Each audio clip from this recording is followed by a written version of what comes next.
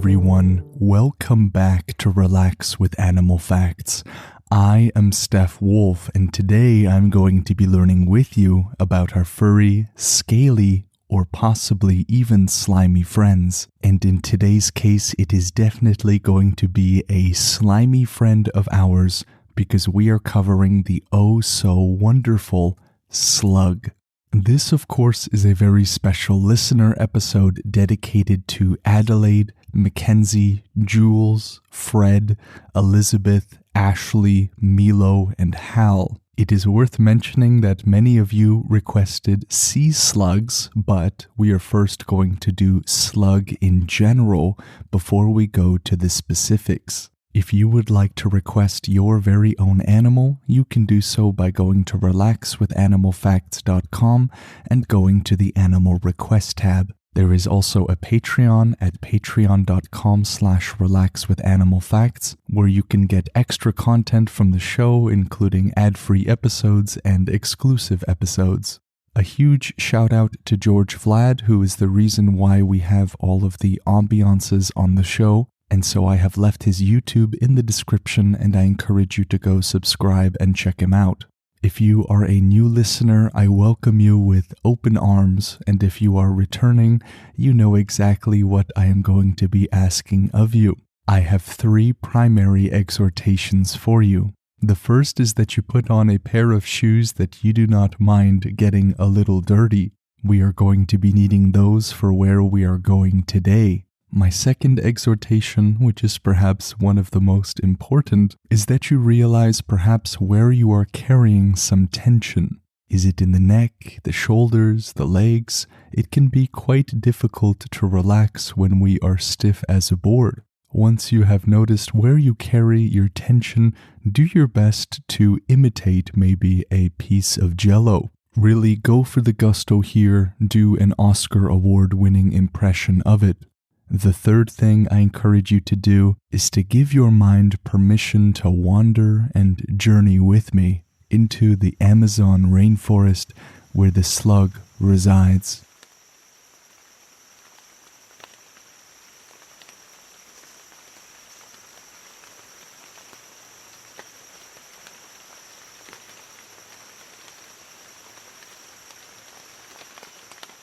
The symphonies or the coming together of sounds that can be found in places like this around the world can be mesmerizing. Sound is, of course, not the only way in which these environments, and while we are here today, we could have been in many other places around the world. That is because slugs can occupy pretty much anywhere that is damp or wet. The term slug is used to describe any mollusk of the class Gastropoda, and specifically it is the creatures within this class that either do not have a shell or the shell has been significantly reduced to maybe just something internal. The term mollusk refers to something that is soft-bodied but oftentimes encased in a protective shell. The slug, of course, is one of these mollusks that has no outer protective shell. And so when we use the word slug, it typically refers to a land snail, but it can be used of other things like the sea slug, for example. These are particular marine gastropods that many of you guys like that we will, of course, cover in a future episode. There are a number of different species of slugs, and so we will have to do very broad sweeping generalizations of them all. But just know that there is a great variety here. Some in the tropics, some that love to damage your local gardens, some that are in moist habitats on the land, but one of which is a freshwater species. So saying the word slug is kind of like saying cat. Well, are you referring to a lion, a house cat? It is one of those things that has a great bit of vagueness behind it, but I find it helpful to work from the general to the specific. And so let's talk about what makes a slug a slug. A slug's body is typically around 80 to 90% water. This, of course, makes things like salt very difficult to deal with. They are specifically vulnerable to something called desiccation, which has to do with extreme dryness. Creatures like snails have that outer layer to protect themselves from this dryness. The slug, however, only has protective mucus. They will continuously generate layers of this protective mucus to prevent excess moisture from leaving them. That is why slugs can typically be seen after rain. The rain has soaked into the ground, it is moist, and so they move along without being exposed to those very harsh temperatures and conditions. And by harsh, I mean specifically to them. They prefer places that are shaded out, like under rocks or logs, and these little crevices will allow them to survive much longer than if they had no cover at all. So let's talk about those layers of protective mucus. On their feet, there are two main types of mucus that are there. Both of these types are fibrous and rich. This allows them to not slip off when they are sliding along, let's say, bark or other such surfaces. It allows them both to have a very good grip on some surfaces and to be quite slippery on others, like, let's say, on the inside of a predator's beak or mouth. They have a chance of sliding out of their predator's mouth, kind of like us trying to hold a bar of soap if we squeeze it a little too hard. The mucus also does not have that pleasant of a taste for many creatures, and so this will be a main deterrent for them. Kind of like many butterflies that have this very bitter taste to dissuade predators from eating them. Every slug has 4 multifunctional tentacles, all of which are retractable. 2 of these tentacles are going to be for tasting and touching, and the other 2 for seeing and smelling. It seems as though they do not have a tentacle or anything for hearing. So while we as human beings have noses and eyes and hands, the functions of these body parts are instead tentacles for the slugs. And these tentacles can work apart from one another. This means that they can smell all around, all while they are looking directly at you. And intuitively, as these are sensory organs, they can be quite sensitive. That is why maybe when you were a kid and you try to touch the eyes of a snail or a slug, they quickly retract back into their heads and wait a little bit before popping back out again. And this retraction is important for them because they are not exactly the best runners. While they can be quite slippery, and this is a main defense for them, they are very slow. Their top speed is 0.18 miles per hour, which is around 0.3 kilometers per hour. And that is with them really kicking up the nitrous. A slug would need to continuously scurry along the ground for over 6 days or 145 hours straight in order to walk the same distance that me and you walk every day. For these creatures, running, or rather slithering or sliding, is not the best option for defense, and so they have to rely on hiding, on their protective mucus, and on the nature that they are slippery. But not all slugs are small. There are some slug species that can reach up to 32 pounds, just over 14 kilos. How about the banana slug in the United States, which can grow up to 1 foot in length, around 32 centimeters? There are some sea slugs, like the Californian black sea hare, that can weigh up to 30 pounds, or that 13.6 kilos. It suffices to say that slugs have a great amount of variation in their species, and I am so excited to go through one by one in the future. Some land slugs can even amputate parts of their body in order to bait predators away. They will take off their tail, for example, and then slowly flee to safety. Some sea slugs have other parts of their body that they can just take off and leave for predators. But keep in mind that not all sea slugs and not all land snails can do these things. It is only a testament or witness to the great variety within the slug. An important aspect of all slugs, however, is that they are invertebrates. This means they have no backbone. They have no vertebral column like me and you have. But this is not even the full story.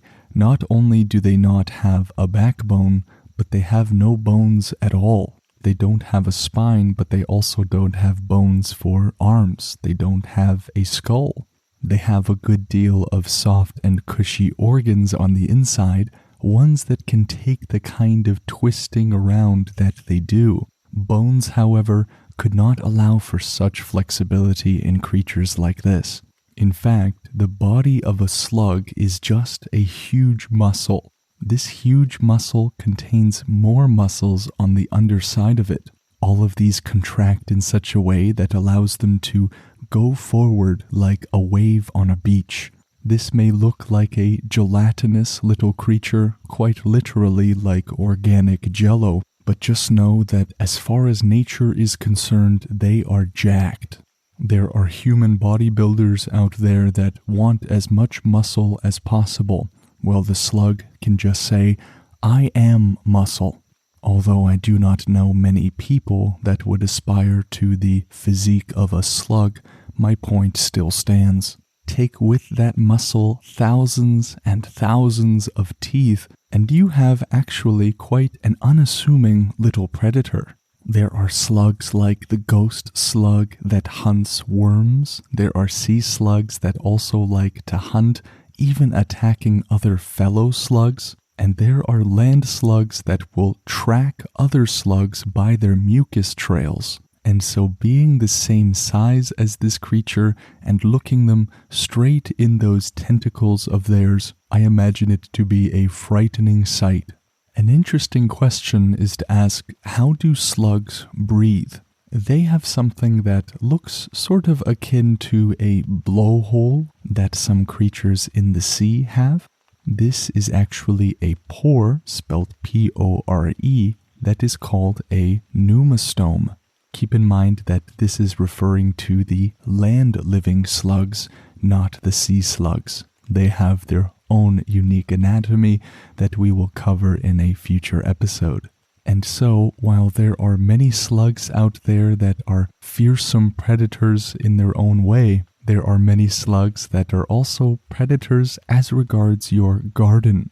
They'll eat your veggies and become the invaders of your little project, such as the leopard slug or the Spanish slug. These are typically invasive and without any of their native prey will eat whatever they can find, which includes your very nice zucchini, all the meanwhile leaving special gifts of parasites that can cause things like meningitis.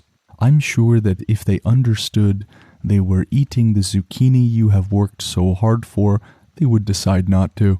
But these slimy little guys are hungry and will eat just about anything. Perhaps something we should have covered right at the top, but I think we should cover now, is the distinction of what exactly makes a slug or a snail. This is a little complicated and not as easy as we would like. We are quick to point out anything that looks like a snail that doesn't have a shell is a slug, but that is not always the case. There are many gastropods that don't have a shell ever. There are even a lot of slugs that actually do have shells. They are just not on the outside. They are hidden like a kind of plate inside their body. And so are many slugs really shell-free? Well, no. They are shell-free as regards the outside. It is the snail that has that very hardy carapace on the outside, and many slugs prefer a different kind of armor. And so it seems that the classification of slugs or snails is a bit of a spectrum and mixed up. In terms of reproduction, slug species have such a different amount of eggs that they lay per year or even per batch. Some can lay as little as 3, while some lay up to 80. And now let us move on to the last fact of the episode. Slug.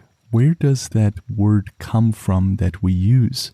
The term slug was coined in 1704, and it was used to describe a shellless land snail. It was originally used to describe somebody who was a lazy person, perhaps slow, and this was as early as the 15th century. You may know the term sluggard, for example, and it eventually went from a description of people to slow-moving animals by the 1610s. Usually this is the time where I read a dad joke that has to do with the animal. I unfortunately could not find one that didn't physically hurt to read, and while I believe that many dad jokes ought to inflict some amount of emotional damage or pain because of how bad the joke is, all the jokes that I read simply crossed the line. And even for me, as one who loves dad jokes, who has been told by many people that dresses like a dad, you know that these jokes were bad. And now let us move on to the review of the episode. This review is coming from Izzy, who has written all the way from the United States of America. And Izzy writes, "Just wondering, how are you doing? Thanks for doing a joke segment for me. I guess, sorry Izzy, I didn't do one today, but at least you know why." Izzy continues, "Also, can you please do more episodes? There are so many animals you haven't done. Jackrabbit, leatherback turtle, Taylor Swift, antelope, chicken, catfish, bumblebee, ladybird, and also, I don't mean to be rude." Now, I would have included my laughter in the show, but I didn't want to wake anybody. I'm unsure if Izzy is referring to Taylor Swift as an animal, or if there is an animal that is named after Taylor Swift. I'm not sure. I think if I was to do an episode on Taylor Swift, I would probably get a lot of angry emails. But yes, Izzy, I agree, there are so many animals that I haven't done. And I would absolutely love to do more episodes. In fact, I would love it if Relax with Animal Facts was my full-time job. I would love to just do maybe 2 episodes a week every week. But at the moment, there is just no financial warrant for it. I do my best to be punctual with episodes, but as has been seen the past few weeks, that hasn't happened as I would like it to. And so I can only say that in the future, I hope that this show does become something that I can do absolutely full time, that I can dedicate all my time to posting episodes, to maybe doing video podcasts, writing articles for the website.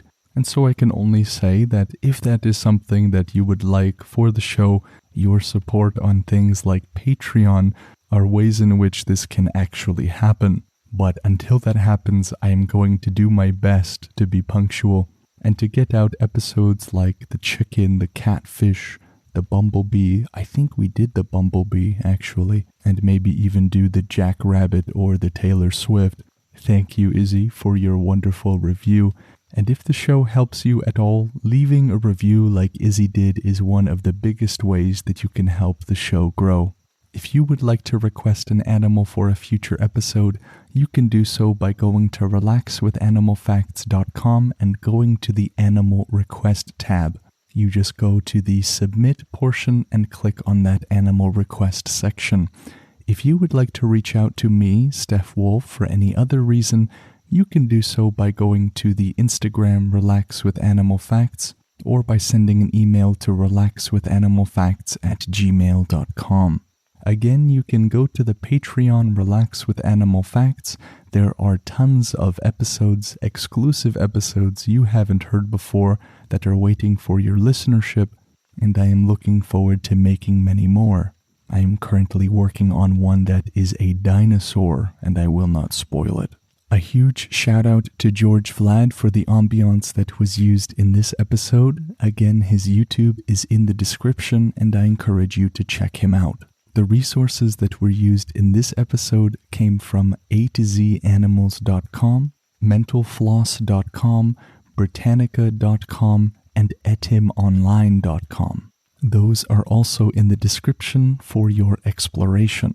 What an amazing animal we have covered today. Again, one that is quite unsuspecting, even one that is treated, I would say, with some contempt among many. Who cares about slugs, I'm sure some people think. But within their unassuming, slimy little bodies are a host of very unique characteristics that we have learned about together. Thank you all for joining me on this episode, and I look forward to seeing you on the next episode with the next animal. Take care.